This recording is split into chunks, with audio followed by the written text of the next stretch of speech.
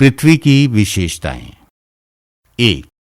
पृथ्वी लघुवक्ष गोलाभ के आकार की है, जिससे सूर्य का प्रकाश ध्रुवों में सीधे नहीं पड़ पाता। 2. ये अपने अक्ष पर 23.5 डिग्री झुकी हुई यानी टिल्टेड है, जिससे सूर्य एक समय में एक ही गोलार्ध में लंबवत होता है। परिणामतः पृथ्वी पर ऋतुएं होती हैं। 3. ये अपने अक्ष पर घूम रही है यानी रोटेट कर रही है। परिणामतः पृथ्वी पर दिन और रात होते हैं। 4. ये सूर्य के चारों तरफ अंडाकार पथ यानी इलिप्टिकल पाथ में घूम रही है यानी रिवॉल्व कर रही है, जिससे कभी पृथ्वी सूर्य से ज्यादा दूर होगी तो कभी ज्यादा पास होगी। इन विशेषताओं के कारण पृथ्वी में विभिन्न प्रकार की स्थितियां बनती हैं। आइए इनका अध्ययन करें। पृथ्वी पर ऋतुएं। 1. विषुव यानी इक्विनॉक्स।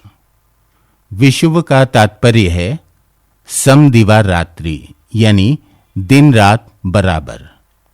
ये वो स्थिति है जिसमें सूर्य भूमध्य रेखा को पार करता है। सूर्य भूमध्य रेखा को वर्ष में 2 बार यानी 21 मार्च और 23 सितंबर को पार करता है। परिणामतः 21 मार्च और 23 सितंबर को दोनों गोलार्धों में रात दिन बराबर होते हैं। इसलिए इन तिथियों की स्थिति को विषुव कहते हैं। ऋतु के आधार पर विषुव को 2 नाम दिया गया है। 1. बसंत विषुव यानी स्प्रिंग इक्विनॉक्स।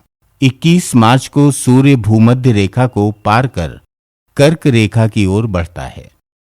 उस समय भारत में बसंत ऋतु होती है, इसलिए 21 मार्च की स्थिति को बसंत विषुव कहते हैं।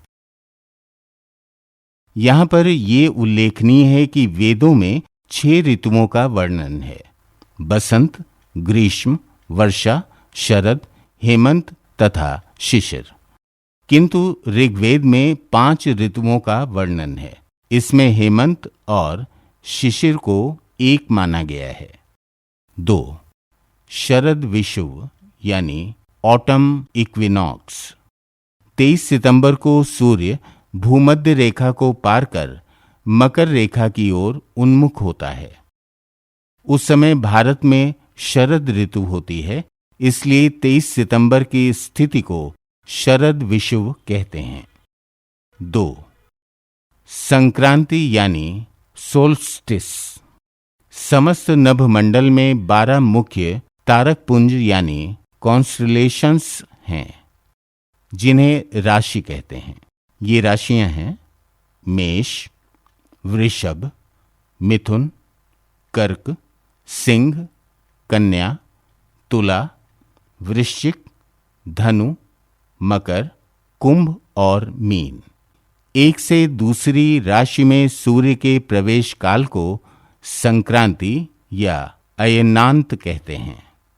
12 राशि में सूर्य की स्थिति एक बार पूर्ण हो जाने को सौर वर्ष कहते हैं।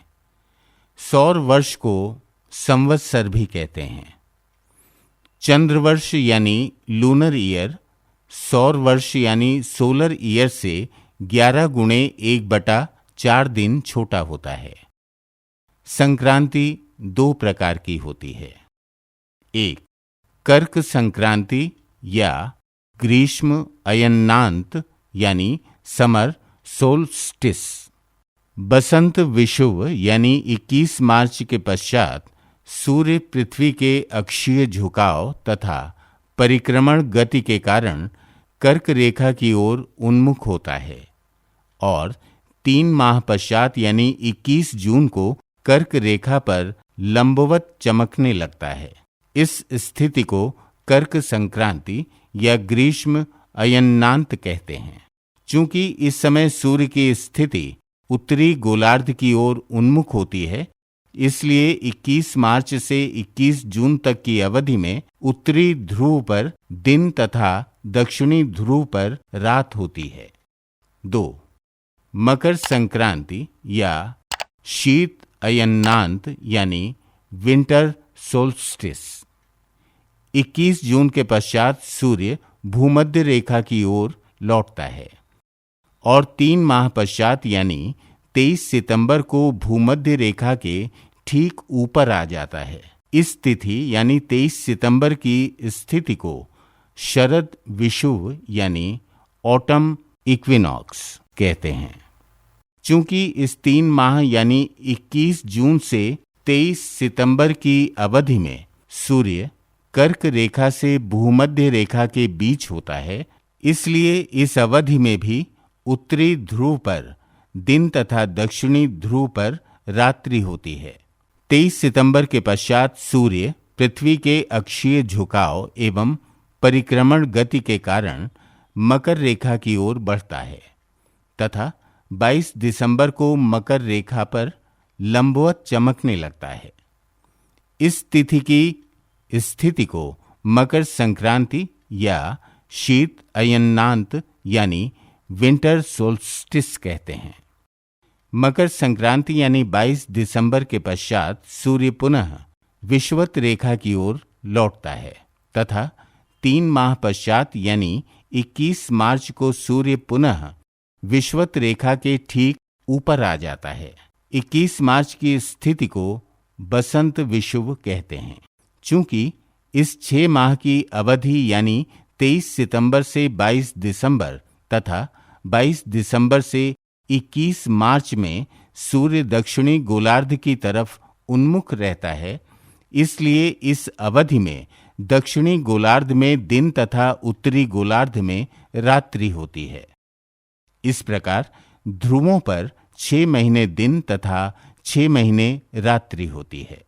जब उत्तरी गोलार्ध में दिन होगा तब दक्षिणी गोलार्ध में रात्रि, तथा जब दक्षिणी गोलार्ध में दिन होगा तब उत्तरी गोलार्ध में रात्रि होगी।